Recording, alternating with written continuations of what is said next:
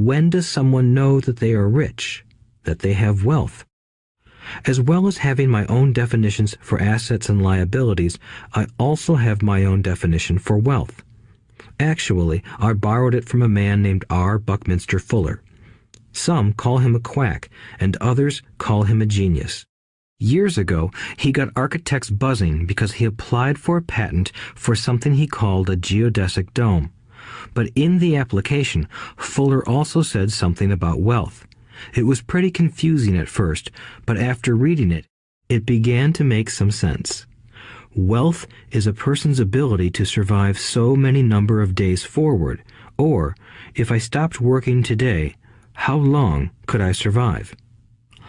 Unlike net worth, the difference between your assets and liabilities, which is often filled with a person's expensive junk and opinions of what things are worth, this definition creates the possibility for developing a truly accurate measurement.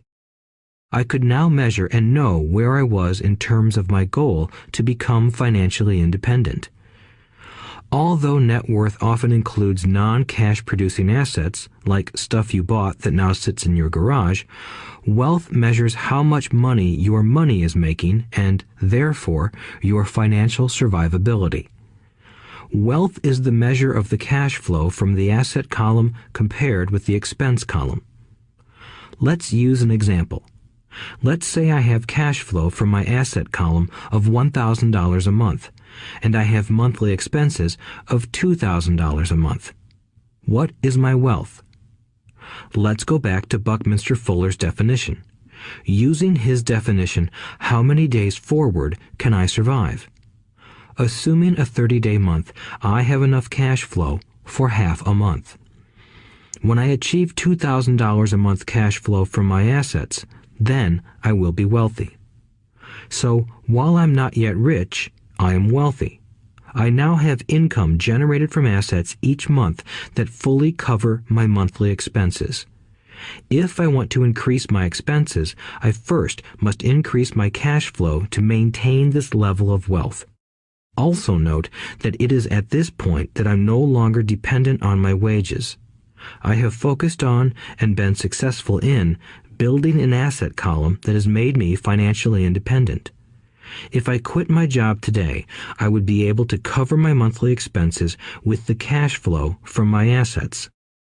My next goal would be to have the excess cash flow from my assets reinvested into the asset column. The more money that goes into my asset column, the more my asset column grows. The more my assets grow, the more my cash flow grows. And as long as I keep my expenses less than the cash flow from these assets, I grow richer with more and more income from sources other than my physical labor. As this reinvestment process continues, I am well on my way to becoming rich. Just remember this simple observation. The rich buy assets. The poor only have expenses. The middle class buy liabilities they think are assets. So how do I start minding my own business? What is the answer?